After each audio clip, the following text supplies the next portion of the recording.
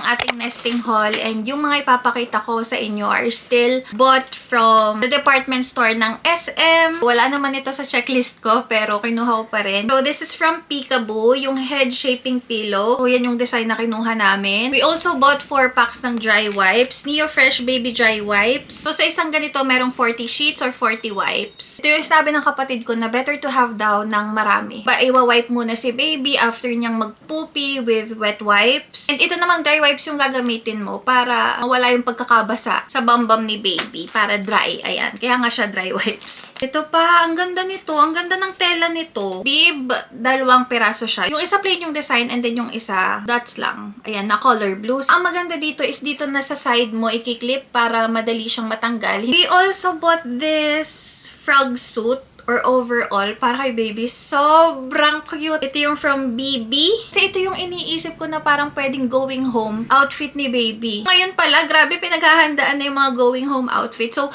for now, ito pa yung nasa isip at puso ko na going home ni baby na nag-agree naman si Ron. So, from St. Patrick na newborn socks. Ito kasi, mukha lang siyang white sa camera pero parang caramel. Tapos ito naman light brown and ito dark brown. Hindi ko pa sure kung anong magandang ibagay dito. But I think yung light brown yung pinaka-okay. Ito, ang natatanging onesie na binili namin from Disney Baby. So, first is yung Simba, Dumbo, and Dalmatian na design. Ganyan. Ang cute. Ayun, cuddle time ng Dalmatian. And ito naman, ayan, Lion King. 0 to 3 months. Ito namang nandito sa bag na to. Kahapon lang namin siya binili. Almost kompleto na talaga si baby. Ilan na lang yung kulang niya. Pero yung ilan, grabe, mabibigat yun sa bulsa. Anyway, 2 bib from Hush Hush. So, ganyan yung design. May tractor, puno, duck. Ito naman, plain lang na color green na pwedeng i-partner dun sa sinasabi kong going home outfit ni baby. From Hush Hush. And ito pa, from Little Sprout, Porta Baby Diaper Changing Pad. At first, medyo skeptical na pumili nito si Ron kasi parang sa isip-isip niya, pang travel lang. Eh, pag newborn naman, hindi naman talaga siya totally nilalabas pa. Pero ang sabi ko kasi, wala kaming diaper changing station ni baby. So, kailangan talaga yung may ganito. Sobrang laki pala niya. Kahit mga 2 years old yata, kasyang-kasya dito. May mga pockets pa siya. Nandito yung mga diaper cream ni baby. Wet wipes, dry wipes. So, may pocket din sa baba. Para easy access na lang. Pero ito naman talaga, kung tutusin, tama naman talaga si Ron na pang-travel siya. Pero hindi nga lang yun yung purpose niya for now. Tsaka ang ganda pa ng color, oh. Parang yung wedding color namin. Navy blue. Though may isang color pan available, color gray naman.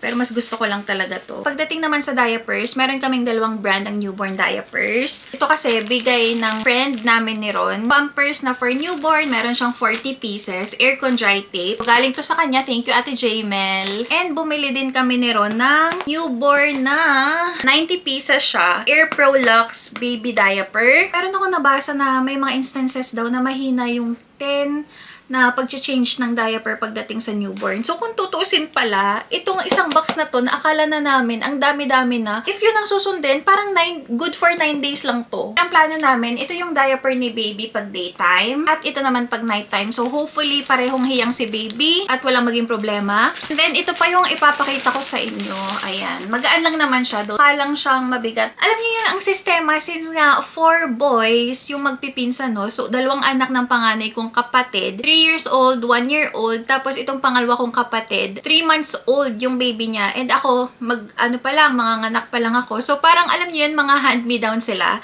And yun din yung sinasabi namin ni Ron, na pagdating sa mga clothing, hindi kami magbibibili na sobrang dami. Ito yung mga hand-me-downs talaga. So, iba-iba. Malaki na yung ziplock. And yung mga gamit pa dito is pang baby na ang liliit. Tingnan nyo kung gaano kadami yung binigay sa amin. Siksik na siksik pa siya, ha? Thank you, Kuya Rafael and Kuya Argel. Meron din kasamang 3 pairs of shoes. Sobrang cute. Ang laman naman ito, mga pambaba, mga shorts, mga pants. Ito naman, mga swaddles. 5 or 6 yata to. Yung mga ipapakita ko na lang sa inyo are yung mga binili nila. Alam nyo, pagdating sa Huggies, akala ko wipes lang siya and diaper. Pero may mga damit pala. So, ito yung number 1. And ito, ang ganda din ng color combination. Ayan, both from Huggies, 0 to 3 months. Ito, ang cute for 6 to 9 months. Ayan, may naka-ready na si baby na pants, diba? From Rabbit Love Bear or Rabbit Plus Bear. Ito naman, another onesie from the same brand. Cool Like Mom ang nakalagay. Ang ganda din ng color combination. Tapos may kasama pa siyang socks. Ayan. Para hindi mo naiisipin kung ano ba yung OOTD ni baby, ayan. Meron pa din silang inad na 0 to 3 months na top. Sando siya. Para lang maaliwala, syempre ang init dito. From Carter's Child of Mine. Ito yung pinaka-cute. Grabe, ang cute ng short. Partners kasi silang dalawa. And also, meron pa silang binigay na activity blanket. Ang cute. Elephant, tapos color gray. Nakalagay, Hello World! Tamang-tama sa newborn. Bumili kami ng crib, hindi pa siya na-assemble. Maglalagay na lang ako ng picture or panoorin niyo yung vlog kung saan bumili kami ng crib. From Ethan's Baby Shop sa Batangas. So, yun muna for now. Ang next nating i-film is another nesting video, but yung mga binili naman namin online.